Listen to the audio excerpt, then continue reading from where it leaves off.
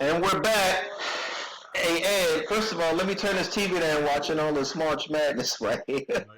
Right. um,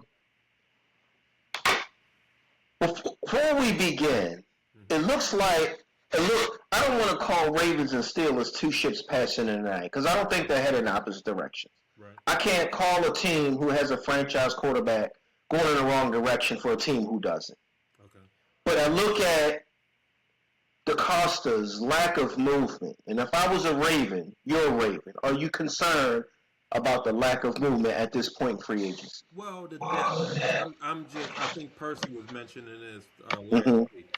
I'm worried Right. about the depth. Uh, Okay. I you got you. know, guys like Patrick Ricard, Tylen Wallace, um, Isaiah Likely. Mm-hmm. None of them are superstars, but man, you They on a they provided on that. a on I a got you. 53-man roster, you You really want them on your team. you like guys like If the starters got hurt, well, Ricard is not a matter of being a starter, but Mhm. Andrews went down with some injury. Y'all offense didn't teeter off because Andrews went down. Right. Likely filled in 2 years ago, started the season for 4 games. He did admirably. And the third tight end, he's an excellent blocker too. Charlie Kohler, that Oh, okay. end up going to the Chargers. Man, the Chargers upset. Uh, Yeah, that's his brother though. That's Harbaugh's brother he though. ain't Harbaugh not there anymore. No, the other Harbaugh's in San Diego. No, what I'm saying to you is The Chargers. John isn't here anymore in Baltimore. Right, But he's right. still obsessed with the organization. But I got you. you know, I see what you no, saying. but Okay, I got you. I got you. but the depth is what I was, the depth. Depth is definitely. I was thinking about like how we're gonna air this and how I think the Costa has a game plan. First of all, he ain't gotta tell us. I don't have a cell number. Mm-hmm. Um, the depth is an issue, Mm-hmm.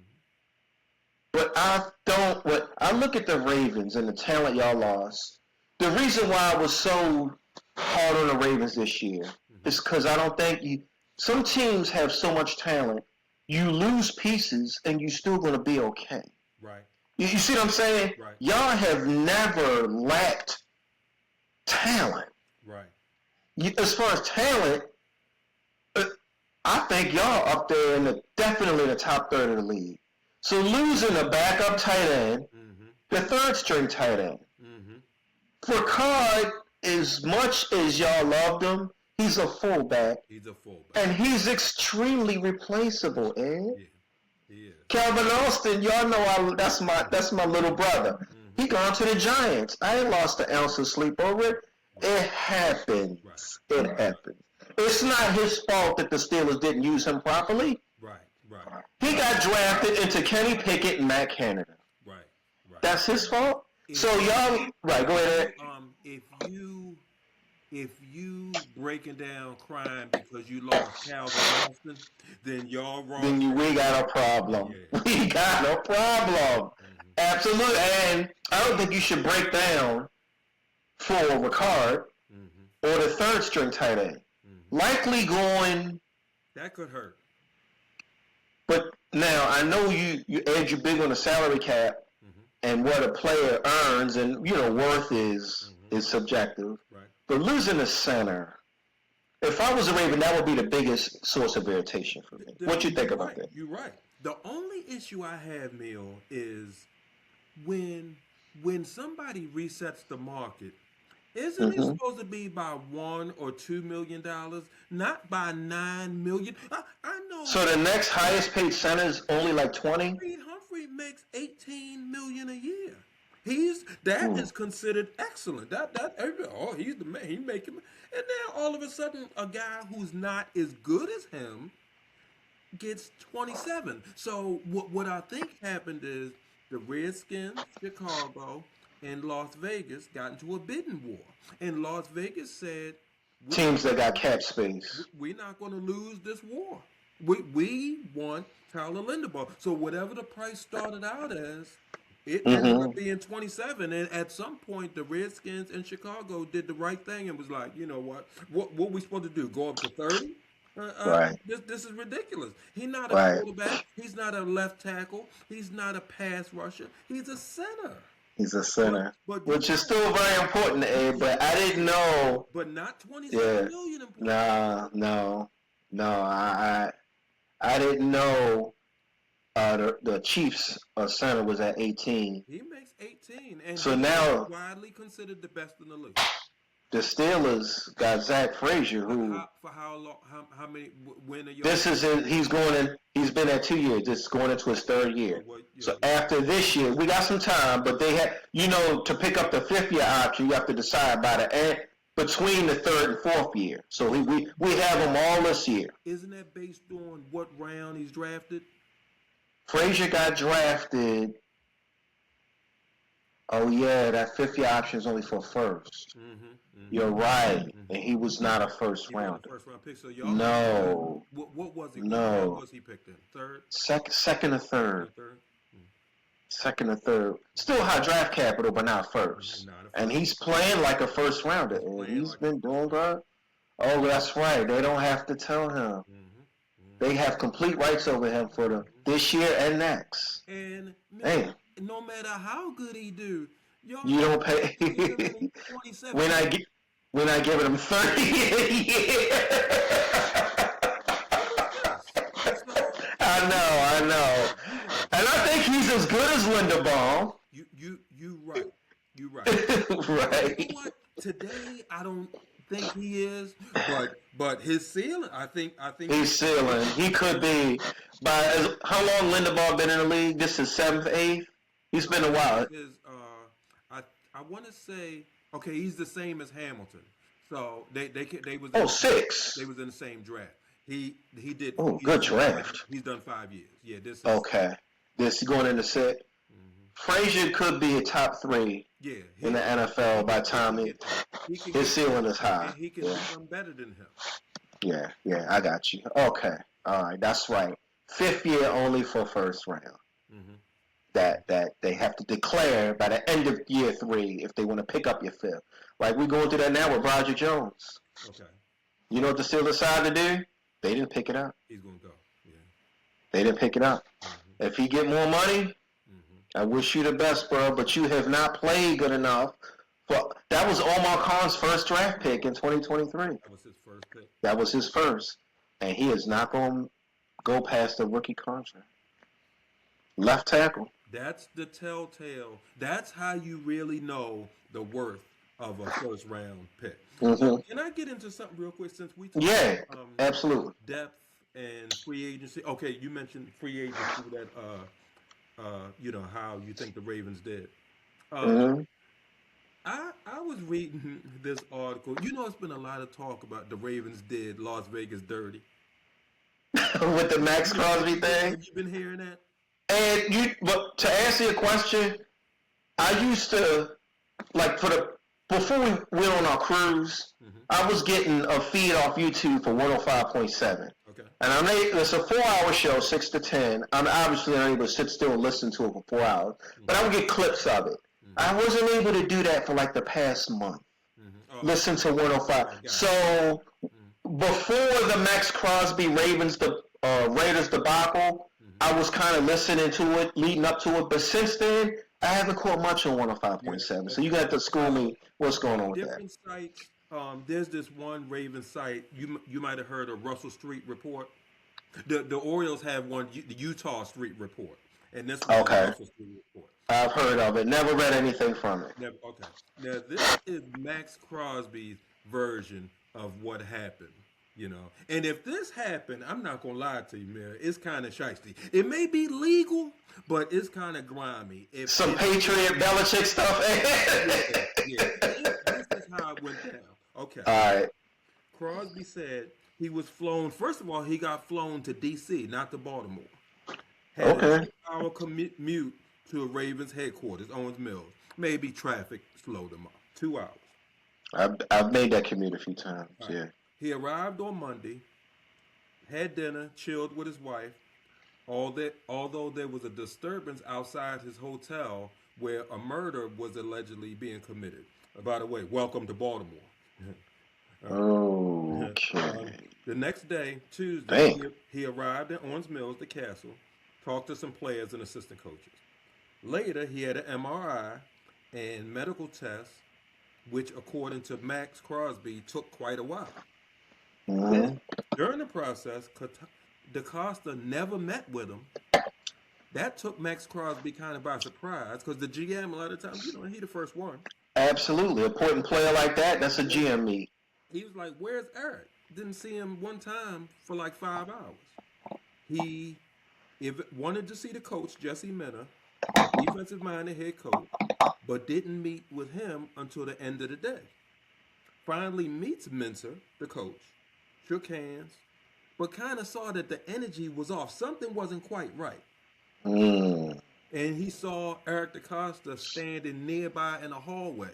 Who is he now? Eric, what is he doing? Security on the side now? Okay. All right, there's more.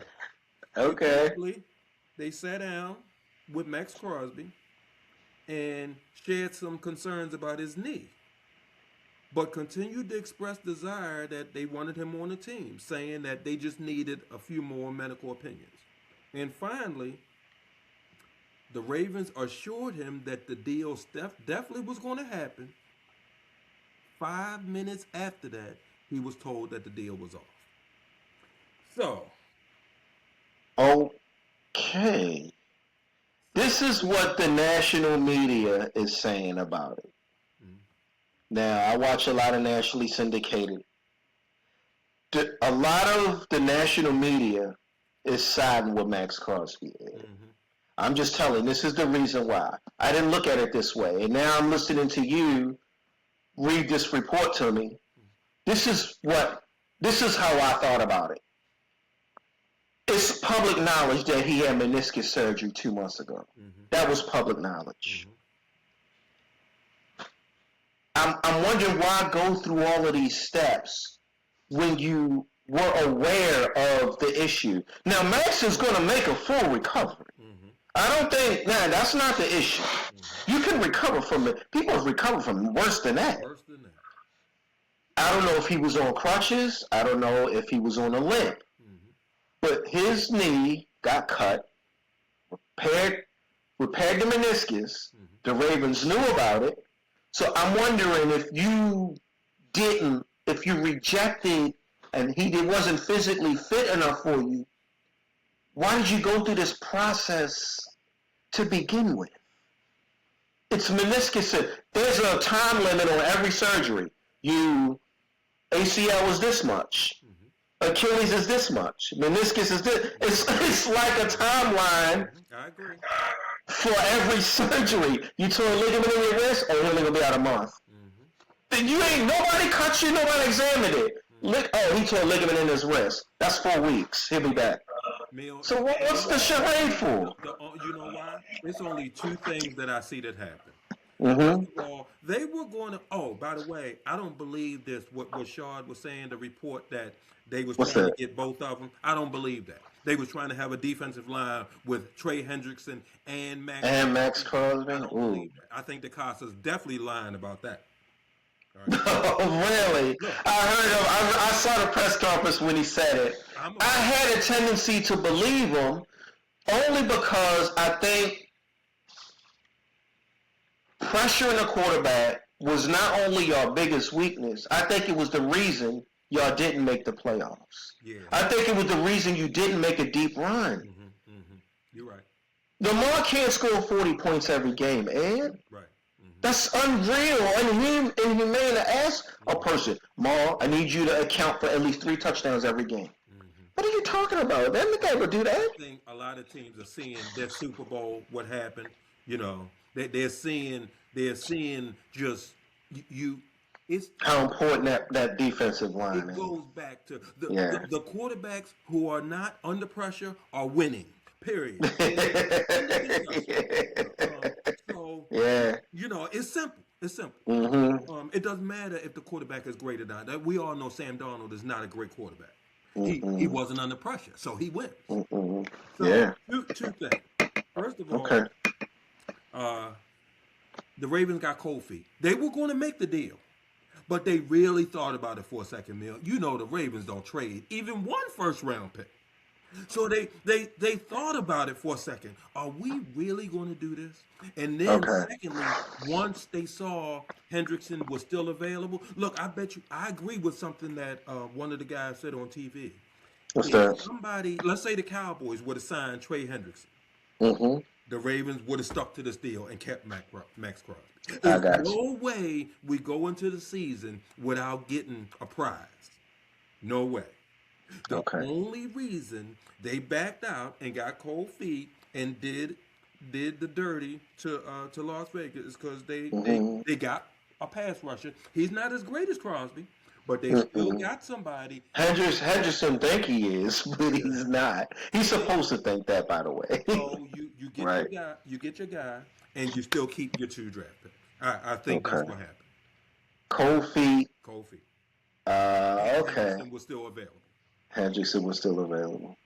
Well, the silver lining is you get to keep your 2 first rounders for this year and next year, and that's really big because y'all first rounders be banging. Y'all be banging. I think even with the addition of Hendrickson, he knows AFC North football. He ain't played nowhere else. He's still going to see us in Cleveland twice a year, and I'm sure he can't wait to play against Cincinnati. Yeah, yeah. I'm going to watch them Ravens-Bengals games just to see how Hendrickson acts. And I think he may destroy his old team, which bodes well for y'all. Since our last podcast, the Steelers have picked up a nose tackle. And last week was Pittman and Jamel Dean. Over the past week, they picked up a nose tackle, Sebastian Day, at a pretty good price. I didn't know he was that good. Well, I've heard of him. Well, when I say pretty good price, 2 years at $11 million. Okay. So that yeah, good for him. Exactly, good for him. Nothing the Steelers couldn't afford. Who else did they get in free agency? They picked up somebody else. Oh, Brisker. They got Jaquan Brisker from the Bears. And I didn't know he was from Pittsburgh, so they already scouted him and knew about him since high school. He's friends with Joey Porter Jr. Oh, they friends? Yeah. Because they both went to Penn State. Oh, okay. Brisker, on his way out, Joey Porter Jr. was a freshman when Brisker's on his way out, so he got about a couple years. So they know each other very well. The Steelers are really putting a really good roster together. I also noticed one thing now that Tomlin's gone. And I have no problem extolling the virtues of Mike Tomlin. You know I ain't got no problem doing that. That's my second favorite head coach behind Earl Weaver. It's Earl Weaver, Mike Tomlin, and Pat Riley. Those are my 3 favorite head coaches of all time. Oh, yeah. In that order, by the way. But the free agency for the Steelers, see, I'm not used to this because, one, Tomlin was there 19 years. And then before him, Kyle was there for another 15, 16, or something like that. So I'm not used to a head coach who defers personnel issues. Okay. Mike McCarthy, I think he's peeling back and letting Omar Khan do his work. Hey, can you imagine? This is I can't stand you right now. Hey, I know, but to be a head coach of any professional organization, baseball, football, basketball, hockey, or soccer, I'm gonna throw soccer in there. You gotta have some control freaking. Yeah. You do.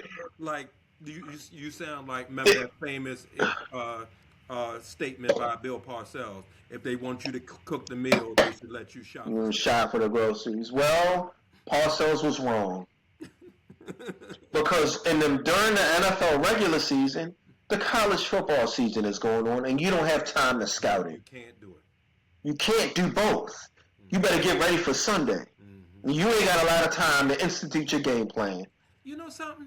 Jimmy Johnson, he gave it a good. He did pretty good at both. He because he left Miami, and had success at Miami. He won a national championship in college. Word on the street, Jimmy still had his scouts and still had his ears Oh, okay. in the college game. And Jimmy has a good college mind. When I see him, he's on an NFL show, but Jimmy still he's one of the few that has success in college and pro. I would want to play. I would want to play for him. Absolutely. Yeah. Oh, Jimmy plays. Yeah, you're right. And Jimmy is one of these guys. Tomlin is 1 for 2 in Super Bowls. Jimmy is 3 for 3. Actually, the last one was won by Barry Switzer. Right. He's 2 for 2. It was Jimmy's team. But certain head coaches gravitate toward the knuckleheads. Jimmy Johnson was one of them. I hate to say it like that, but Jimmy wasn't shying away from the boys who weren't choir boys. Right. He gravitated toward them. Tomlin was like that. No, man, he slapped his girlfriend. Well, what does she do? No, wait a minute. Now you feel like Shard. Yeah, it's just Jimmy Johnson. And who else was like that? I know he's gone and retired. John Madden said that when he coached the Raiders. He wanted the ones with a little edge. Some coaches, Harbaugh wasn't like that. Harbaugh won. Yeah. Harbaugh won choir boys. But how you get a Super Bowl? Them edgy guys. You ain't winning it with choir boys, eh? You're not doing it. So, that's this is something new I have to learn with this team right here. McCarthy is letting Khan and Andy Weidel, the AGM, go to work. Khan, that was his reputation. Because he's been in the Steelers organization for 20 years. Okay. The players know. Was he a scout or something? A scout, a cap specialist. Oh, right. And you can see it. Once they finish with Jalen Ramsey, they're about to clear up another 20 with him. It's getting to the point, that guy, your cap specialist, he's almost as important as the GM. Now, in this case, he became the GM. But if it's two separate people, he's just as important. The only issue is I have to get used to. I don't think Omar Khan has an eye for talent the way Kevin Colbert did. Okay. Kevin Colbert drafted, well, by my count now, they're not in yet. Roethlisberger and Polamalu in the Hall of Fame. Cam Hayward's going to be, and James Harrison is a questionable. That's 3, possibly 4 Hall of Famers. Well, he didn't draft James Harrison. He was undrafted. He was actually Bill Cowher in and out of being cut. Right. So I take that back. I'm talking about players he's drafted. Kevin Colbert, by my account, drafted 3 Hall of Famers. Didn't Colbert, he drafted Antonio, right? Antonio Brown. Some guys maybe. And Ryan Shazier. Some guys maybe are not going to go into the Hall of Fame like Antonio, but what I like to say is they are Hall of Fame caliber. When I saw him play, I was looking at a Hall of Fame. I got you. I see what you're saying. Omar Khan doesn't have that knack Kevin Colbert did. Omar Khan, give you a perfect example. Steelers going into last year, before they cut George Pickens or sent them to Dallas for a 3rd round, knew that when they did that, the wide receiver room would be really bad. And needed nothing to fix it going into the season. Right. And it manifested its ugly head in the playoffs. Right. And a couple games in the regular season. If you tell Kevin Colbert, hey man, next year, before the draft, wide receiver room is not looking good. You tell Kevin Colbert the wide receiver room's not looking good, he'll fix it in one draft. One of them probably be an all-pro drafted in the 4th round or something ridiculous like that. Khan can't do that. Khan gonna throw money at the problem. Right.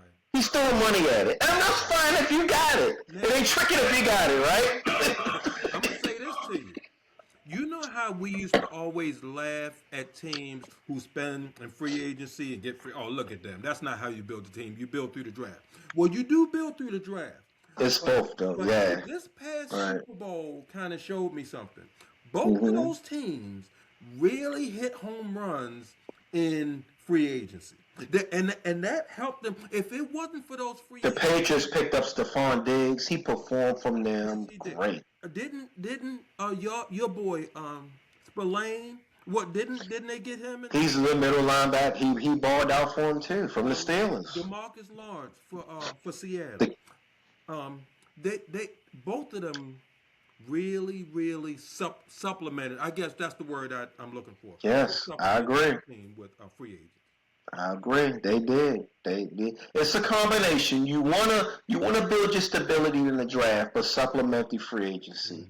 And Seattle did it the right way, no question about it. But I have to get used to the way Khan is doing things and the way Mike McCarthy is actually letting him. When I say let, I look at the way Tomlin and his presence in personnel decisions. I know he had a say. Yeah, yeah. I know he did. I'm not even debating that. But should he have? Right. Well, you know what? That is. The reason I ask it is because Tomlin wanted Kenny Pickett. I was just thinking to myself how happy he was. He was literally jumping up for joy. You know how they show the camera of the war room? Tomlin was jumping up for joy when y'all drafted him. Omar Khan did it, but now he's allowed to go to work. And he is picking up some really good players. So far, Pittman, and the reason I'm tickled, I don't want to get overly excited, it's just March. But the reason I'm getting excited is because I'm looking at what the Dolphins got for Jalen Waddle. Yeah. A first and a third, and they gave up Waddle in the fourth. Miami might be on to something. Well, you got to do right with these picks, though, Ed. Yeah, you do. But remember, these two guys, the coach and the general manager, they came from Green Bay. That's an organization that knows what they're doing. So. Oh yeah, I got you. So you probably gonna. Who's Kubiak is the head coach of the Dolphins now, right? Yeah, did they get Clint Kubiak? I forget. Yeah, because I remember them saying Brian Dable and the boy that was the DC and the head coach for the Jets is on in Tennessee. I get them mixed up sometimes. Dable went to Tennessee. Right. I remember saying to myself, he's going to help clean up Cam Ward. He's going to get rid of the turnovers. And between me and you, Cam Ward's going to harm my fantasy draft league. Yeah, he's going.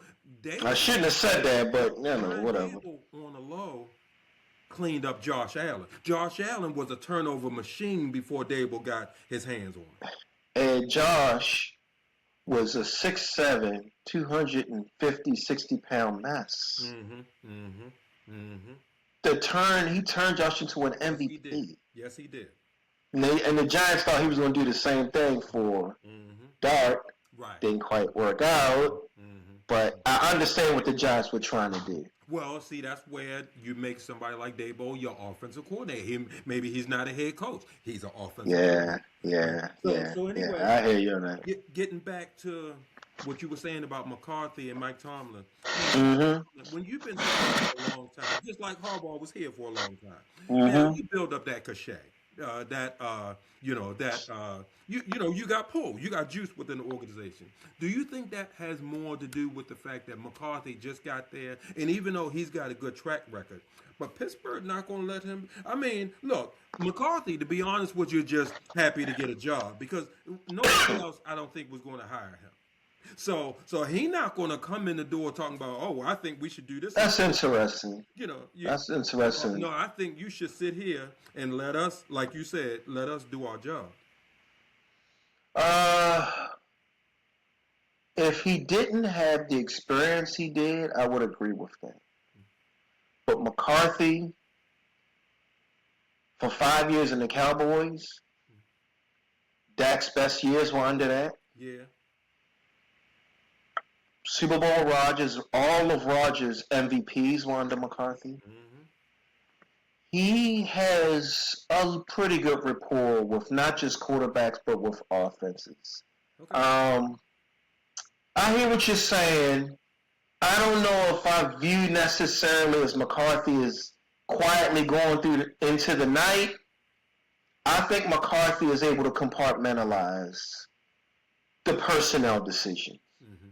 Word on the street, I don't think he had much to say about the personnel decisions when he was in Green Bay either. I think maybe this could just be a part of who he is. Mm-hmm. And now that he's backed off and let Omar Khan go to work, mm-hmm. I'm like, hey, we got him too? Like, Brisker is good. He's a safety. Mm-hmm. And so now I'm like, okay, all right, this is, man, Tom, I can see Tom Linnell. We need this player right here, them eyes, and it just, I don't know. You all are doing the same thing you did all those years, that huge gap between Terry Bradshaw and Roethlisberger.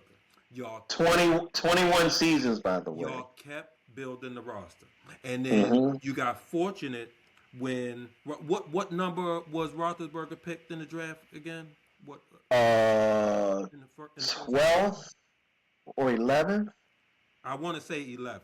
Okay. Middle, about 11. So he fell and the year before, we went like 6-10 the year before Hall that. of Fame quarterbacks are not supposed to go past the third overall or fourth overall pick. You know, you mean to tell me it's that many players better than a Hall of Fame? Look, Mahomes got picked 10th overall.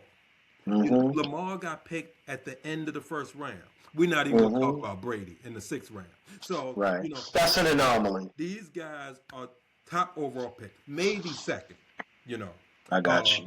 Or third overall pick. So Roethlisberger fell into y'all was living right, you know, when y'all got Roethlisberger and the roster and the roster was ready. And I think it was stacked. Yeah, I think that's what Pittsburgh is trying. They're absolutely true, Ed. I listened in the Scout side. I referenced this podcast a lot with Matt Williamson, and he said that he just went back 10 years from Dak Prescott and up. Mm-hmm. In the past 10 years, every quarterback drafted outside the first round, from rounds 2 to 7, is a 92% failure rate. And when you say failure, a failure is you after your rookie car. That's funny because he said, and I was driving and my window was down and there was a lot of noise. Mm-hmm. I'm trying to get him. Okay, this is what he said. Make the team.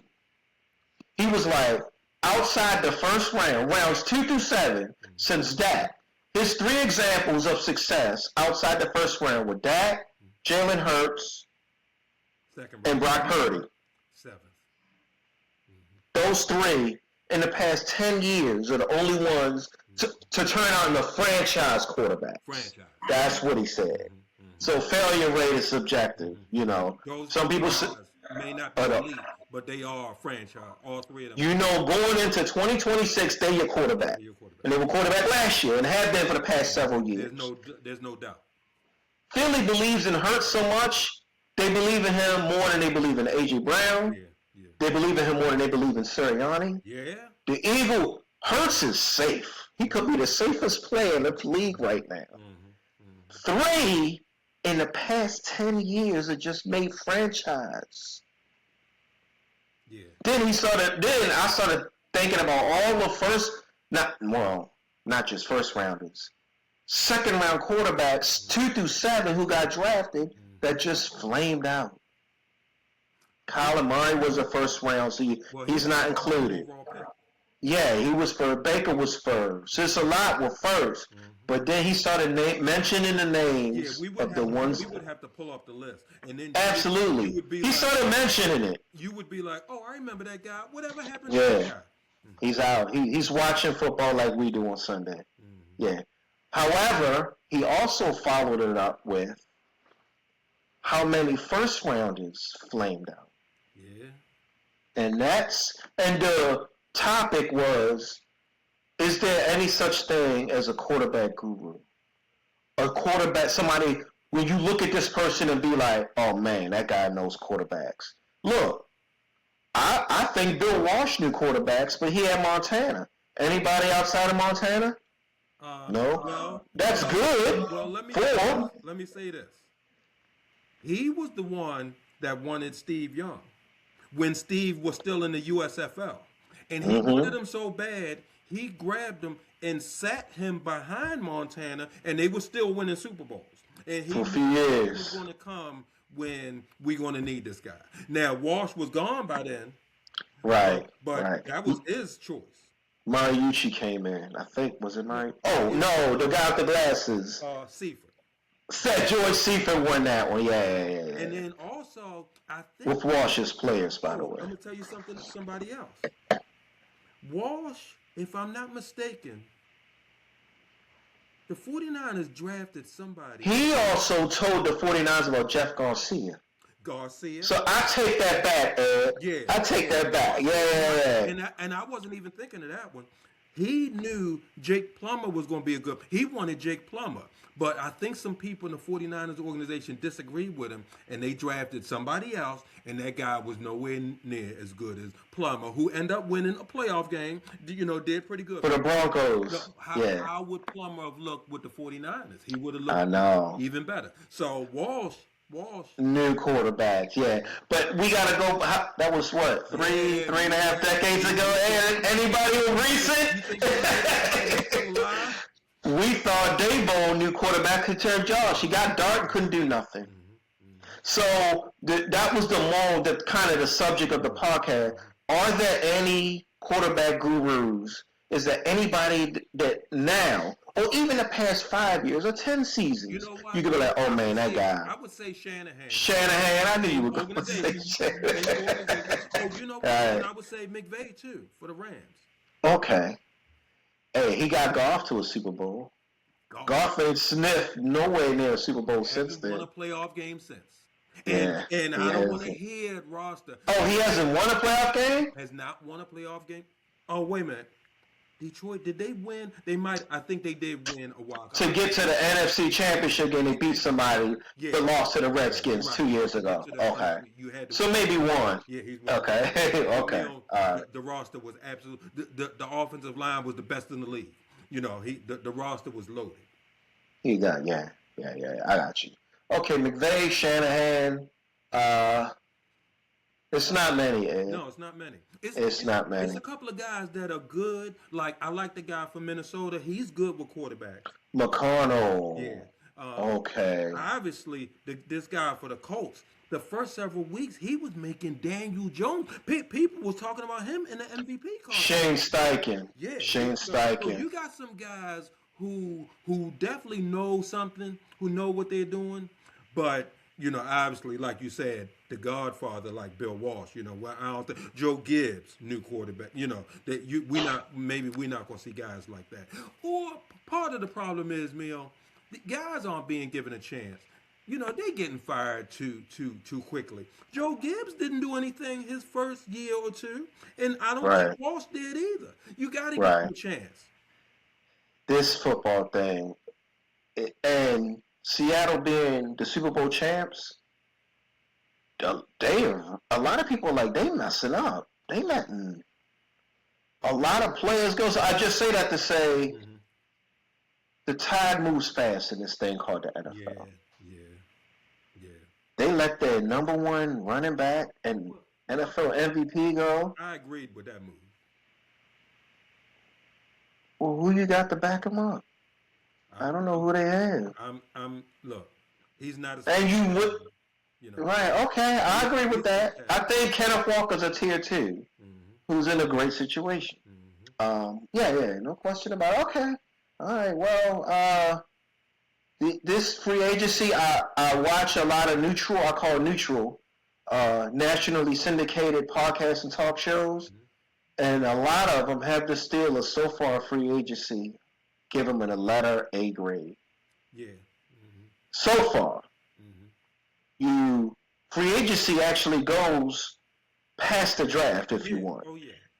It goes all the way to June because June 1st is the cut day when you really free up a lot of cap space. So there's 2 seasons of the free agency. Steelers are getting close on that cap space with signing these 4 players, but you haven't restructured TJ and you haven't restructured Jalen Ramsey. That's literally like another 30 to 35 they can free up. You know, Ramsey is set to make 24 this year. Yeah. He's not going to do that in the black and gold, and he's not going to do that. No. They're going to do something with it. Yeah, that's a lot. They're going to do something with that. Trust me. 24. And I love, listen. You got to be first team all pro, boy. I'm sorry. I agree. And you got to be several years younger. Now, Ramsey has still got some gas left in the tank. Yeah. The boy made some plays for us, but in Ramsey's defense, I think he understands he's not going to get that 24 this year. That's number one. Nobody's going to pay you that. Number two, you 10 years plus in the league. In his defense, Ed, I look back at the season that the Steelers just had with him. He literally played 5 different positions in the secondary. They spread that board. He played. Now, not extensively, but at any point in time, he had to play the X receiver, the Y receiver, the Z receiver, the slot, free and strong safety. And he played all admirably. But see, that's that Tomlin thing with all these many hats. Right. And Tomlin is right to a certain extent. The name of the game is called football. It's not called cornerback or quarterback. You want football players, and he's a football player. Right. Wherever they put him, he performed. But you see what happened at the end of the year, what the Ravens did to him? When Zay Flowers ran right down the middle for those 2 touchdowns? You know whose responsibility that was, don't you? Ramsey. That likely fourth quarter reception to set up the field goal, Ramsey was there. He actually followed his, but he didn't make the play. Likely caught the. So I have to take the good, but I got to take that bad too. And I knew Tomlin probably had him doing too much because I remember that first breakaway that Zay Flowers got. Zay was in motion, and he came, and when he started his route, he came up what would have been the slot. Ramsey standing there, looking in the backfield like this. Zay ran right by him. It wasn't like Ramsey was like, oh, there's my guy, and then Zay ran by him. He didn't even see him. See? That's what happens when you ask somebody to do 6 different things, man. The thing is, when he was with Jacksonville, I've seen Jalen Ramsey make up that ground. Even if he make a mistake like that, I've literally seen him. But that play, when Lamar scrambling and he went like, that's a lot of ground to make up. I'm talking 10, 12 yards on Zay. Oh, wow, but I'm talking about that first one specifically. Even a young Ramsey, if he misses that, I don't know if you're able to make up 8 to 10 yards. I've seen him make up quite a bit. Okay, all right. Ramsey was a bad boy when he was. He's the only cornerback. I got you. No, go ahead. Yeah, I was just going to say, I've seen him, I've seen a receiver get separation enough where this should be a completion. The ball wasn't overthrown. It wasn't underthrown. It's not like, I'm not sure if the receiver was going to drop. We don't know if the receiver was going to drop it or not because Ramsey caught up to him and no completion. He's the only cornerback I've ever seen shut Antonio Brown down by following him. He followed AB about 10 years ago. That playoff game? No, it was a regular season game. It was a regular season game in Jacksonville. The Steelers won. And with 4 or 5 minutes left in the fourth quarter, AB finally broke one. But he followed AB for 90% of the game and intercepted Ben twice. I'm looking at this, I'm like, this is ridiculous. Even when they played Seattle, Richard Sherman didn't follow him. Richard Sherman is just one side. And I love Richard Sherman. I'm a big fan of him. I'm not knocking him. But when AB lined up on the other side, Richard didn't go over there. Yeah. That was Cam Chancellor's side. Yeah. Wherever AB went, that's what Jalen Ramsey Your went. top corner, I think you should follow. You know, like Yeah. I mean, Sertan and guys like that. Dion was big on following. You gotta follow your defensive script too. I'm not encouraging any cornerback who feels like and who wants to follow the number one receiver. But if your DC tells you to run zone press or to stay on one side, I would suggest you do it. I don't. But with that being said, I think having him do so many different things reared its ugly head. Okay. And not only did Zay run by him on the first touchdown, he did it again. And it looked like Ramsey was doing the same thing in the second touchdown. Standing there looking. Somebody just pulled a hamstring for BYU.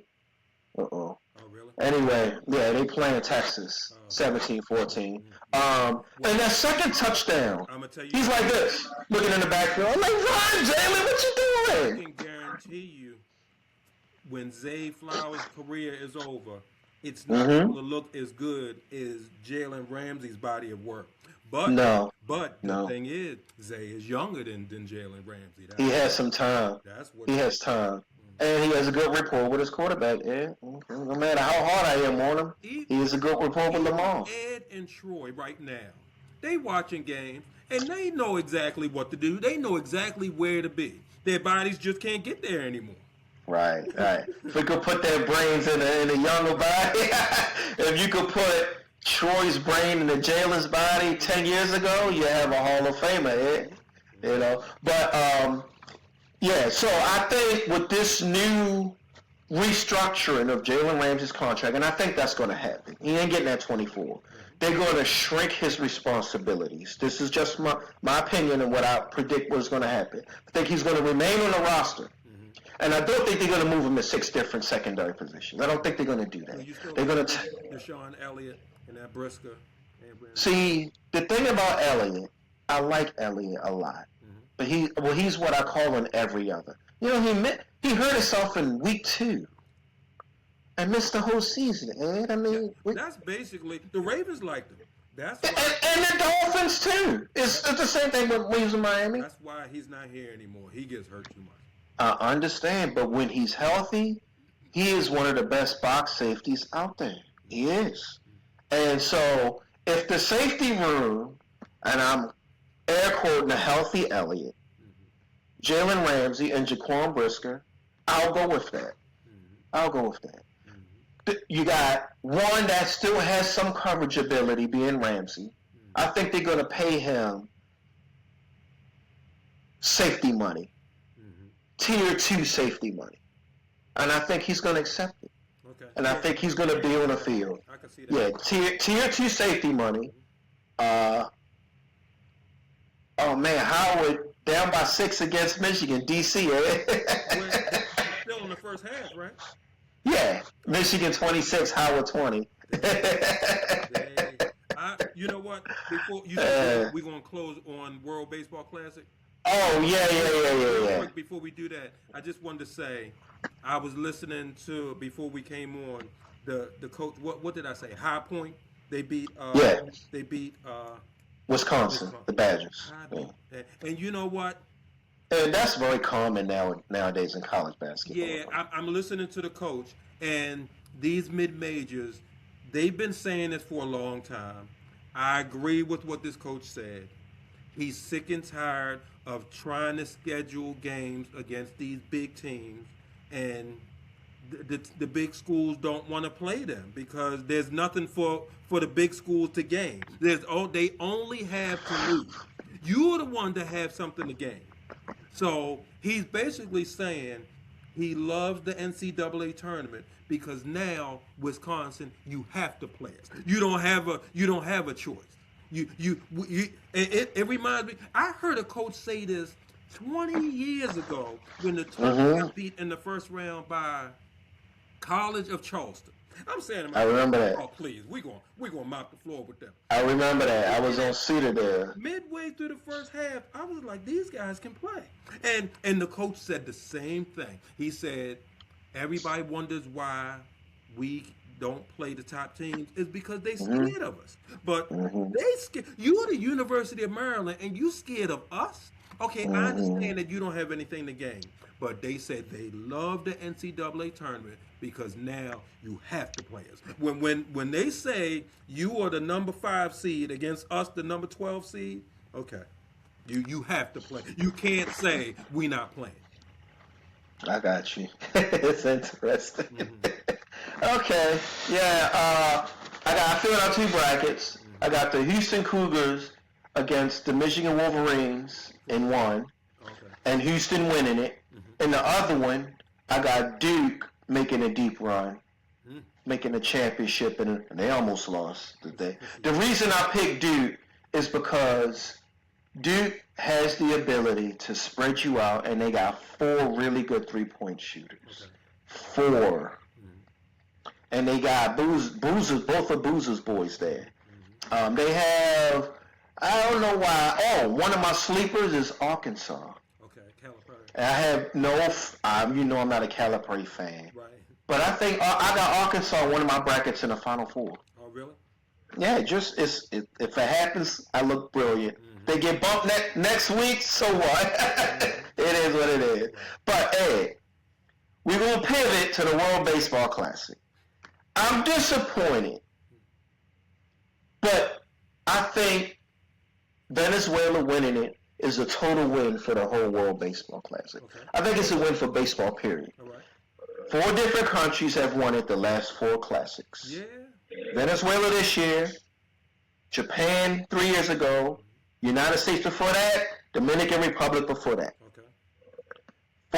I think 4 different countries winning it, 4 straight classics, bodes well. I think that's great for the WBC. Okay. I was disappointed. Venezuela did to us what we did to the DR. Mm-hmm. They should have stayed with that pitching. Mm-hmm. And you already know, or maybe you don't. I'm a big, I'm a fan of 2 players in the National League. Mm-hmm. I like Lindor. I love Lindor. Mm-hmm. And I love Bryce Harper. Mm-hmm. When he hit that 2-run homer, and I jumped out this recliner I'm sitting there, right? I'm like, Bryce, that's my thing. I'm a Bryce Harper fan.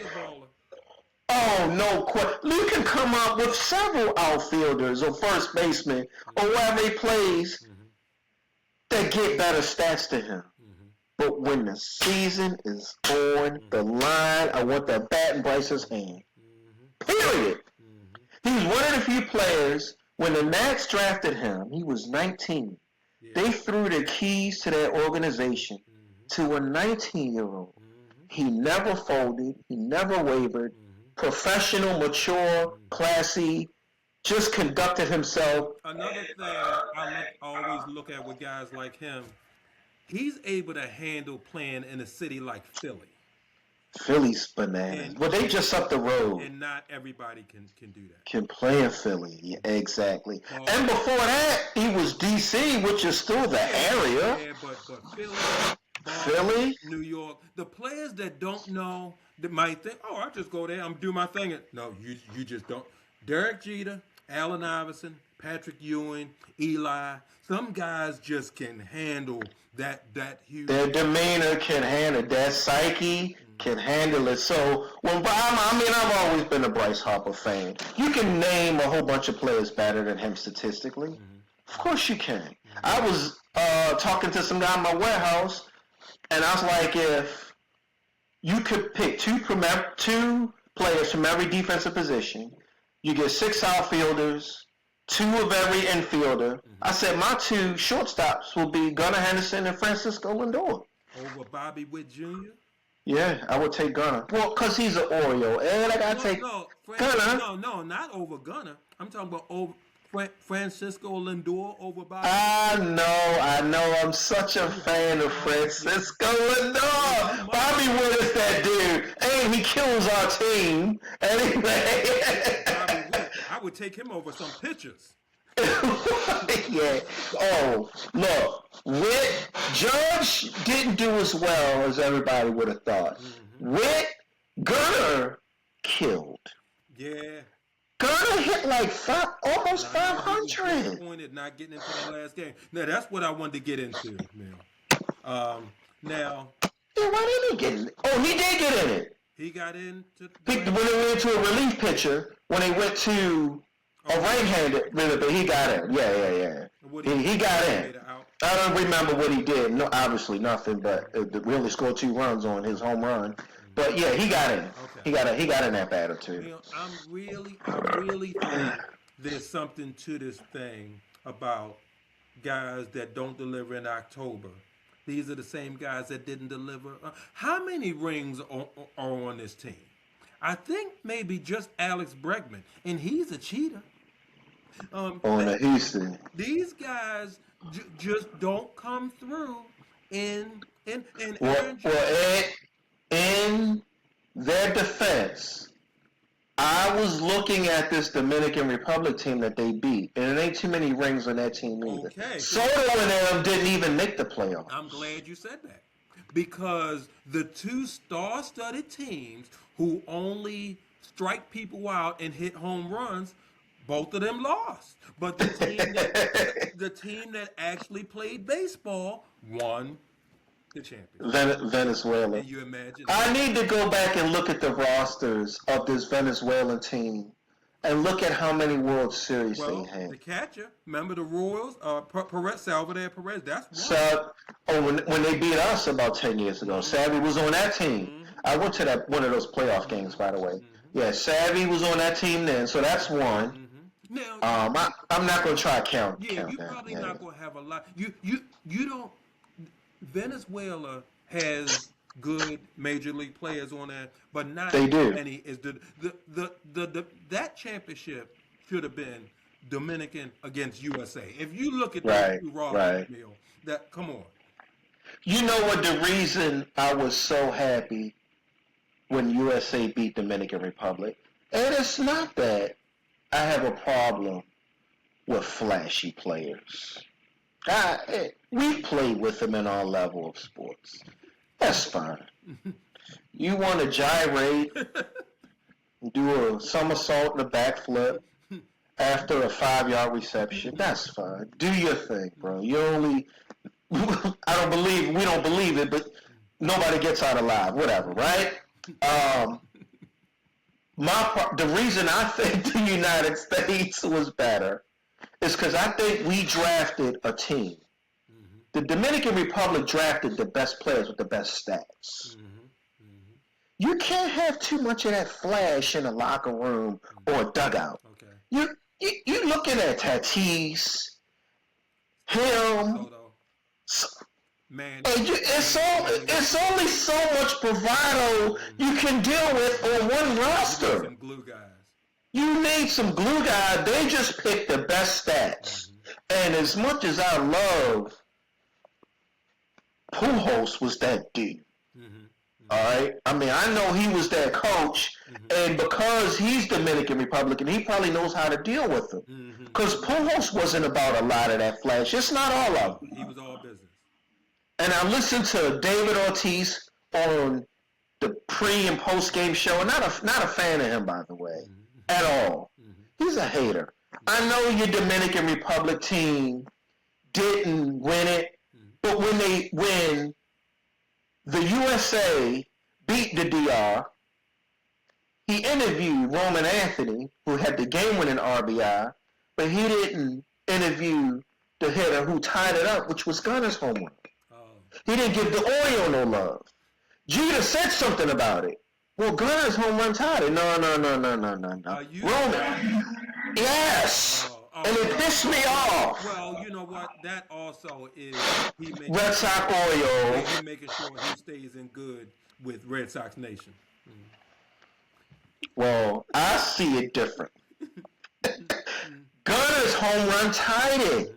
Without Gunner's, Roman Anthony, we don't. Yeah, he's not going to give love to a rival.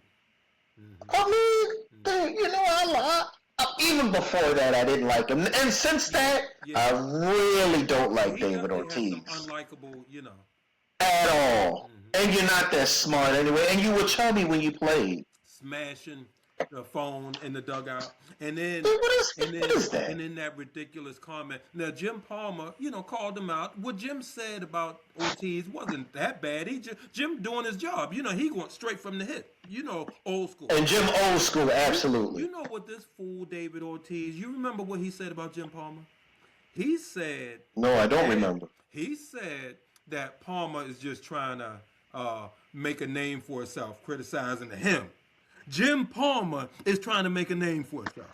I said, man, these guys are. Does he know his history? No, he doesn't. Apparently not. Apparently not. No. Jim Palmer was a monster. Not a dog, because a Chihuahua is a dog.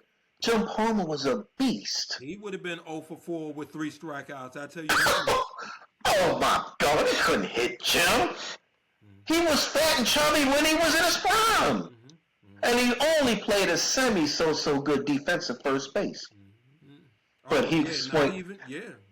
Terrible. He wasn't that good defensively. No, it's a reason why he DH'd. Please. But he could swing that bat, though. Yes, I'll give him that. Go back to Yeah, so he didn't give no love to Gunnar, who's home run tied, just the Roman Anthony with the game-winning RBI. And after we said it, I'm just like, I don't like this guy, Ed. I don't like him. But the reason why I found it so satisfying is because the flash don't win you nothing. It just doesn't. All these gold chains and gyrating and backflips and somersaults. Look, if you gave Fernando Tatis the opportunity, he would probably give himself a prostate exam around in second, Ed. Who knows what he would do if he didn't have limitations? And he really, when they were... He was lighting it up. Yeah, but Mill, it's his fault. When they was down by 1, it was the 7th inning. Mm-hmm. On second and third and 1 out. And he tried Aaron Judge's. See what I mean? The infield, I think. Well, no, I'm not even talking about him getting thrown out at third. Oh, what you talking about? They were down by 1. Mm-hmm. I want to say the 7th inning. 1 out, runners on second and third. And instead of the infield was back. They were saying if you hit a ground ball, just go ahead. We don't want the big inning. Just tie the game and then we'll go from there. Or get can you imagine a sacrifice fly? Oh, God forbid, a sacrifice fly. This fool trying to hit a home run. And I can't remember if he struck out or grounded out or whatever. But baseball, just play baseball. He's trying to hit I forgot about that. And the reason he's trying to hit a home run is because, like you said, so he can take a half hour to dance around the bases to touch all 4. And it's baseball. You need substance. All that flash. And I'm not, I've never been a Tatis fan. I haven't. The boy's got talent. Yes, he does. But somebody did a blind comparison to his numbers over the last 3 seasons, 25, 24, and 23, and how evenly they're compared to another guy who is the opposite of him. And they said Ryan O'Hearn. Now, he hits for a higher average than O'Hearn. But when you look at what Tatis brings in right field and the statistical totality, you would expect the gap to be this. He's not that much better than Ryan O'Hearn. He's not. They lined it up and crunched the numbers for 3 seasons. I was like, they said, this is Tatis the last 3 years. This guy here is this. I'm like, oh, man, I got to see this. And the name was an Oreo at the time. It said Ryan O'Hearn. Now, the average is 20 points different. 330. Well, he doesn't hit 330. 310 to 290. O'Hearn has some 300 years. He can do it. But you would expect the difference to be astronomical. It's not, Ed. That's why I don't like him. I'm going to close on this in harmony with what you're saying. When Acuna got hurt in that playoffs or during the season or whatever. During the season. Year before last for the Braves. And Freddie Freeman was still there. And Freddie and them got together and said, by the way, one of my favorite players, another no-nonsense guy, Freddie Freeman. we said we are going to win this thing without him.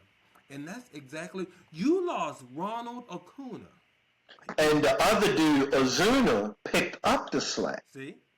So, oh, no, Freddie Freeman was in L.A. No. This is Marcel Ozuna. No, listen to me. Freddie Freeman won that World Series with Atlanta. I remember this because I remember saying to myself. But Ronald Acuna wasn't on that team, was he? Yeah, he got hurt. That's what I'm saying. saying. So he got hurt twice then, because I'm thinking about the injury from 2 years ago. I'm talking about he got hurt the year that they won it. And, okay, I forgot about that. The only reason I remember this is because I remember saying to myself, they're done. You can't lose Ronald Acuna. They won the World Series. So yeah. So Flash without their best hitter. Overall player. So right. Freddie, well, I don't mean any harm. I love Freddie, Ed. I'm sorry. He's such a professional. And the way he swings the bat, it doesn't even look like he's swinging the bat that fast. It just looks like it's in slow motion. I love it, but I hate it. I really do. He's so professional and so perfect, and he just gets on my nerves. I forgot about that, Ed. I forgot about the Braves winning that without Ronald Acuna. Without the Flash. Okay, then that settles it. Tuck the gold chains in, get dirty, and go win. Right? All this, and Soto. First of all, they got shut down by Paul Skeens. Yeah, that boy is... and he's not Roger Clemens yet, but if he keeps going, I think I'm going to put him over Clemens by the end of his career. The boy is mean. Yeah. He ran through their lineup like... Skeens, and I love how strategically, first of all, when Judge threw out Tatis, he threw him up about 5-6 feet. Number one. After that, they got gun shy. And then you also notice Skeens hit 2 DR players. He hit Julio Rodriguez, the Mariners center fielder, and he hit another one. He did that on purpose. Clemens used to do that. Yeah, Clemens. Not go for your head. He's kind of old school. Funny bone, inside of your ankle. Not to end your career or even your night, but you're still feeling that sting of that ball. Home plate. He hit somebody in second inning and he hit somebody in the fourth, and they didn't score on him. Skeens is that dude. And you notice they strategically lined him up. I didn't realize it at first, but they made sure that he started that game against the Dominican Republic. Right.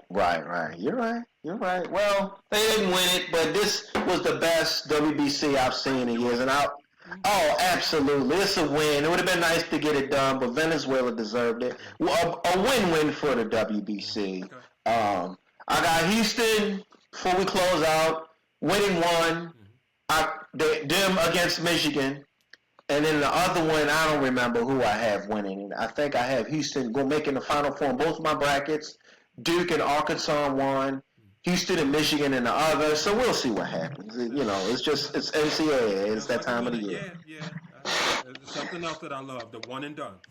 All right, yes. Yo, please. It's the time of the year. All right, Eddie, I think that's it, baby. Yep. Appreciate it, man. Good seeing you. Just hit stop or leave and leave the screen up. You know the rule. Gotcha. Talk to you soon, bud. Yep. All right, have a good one. You too. Say hi to sis. I will.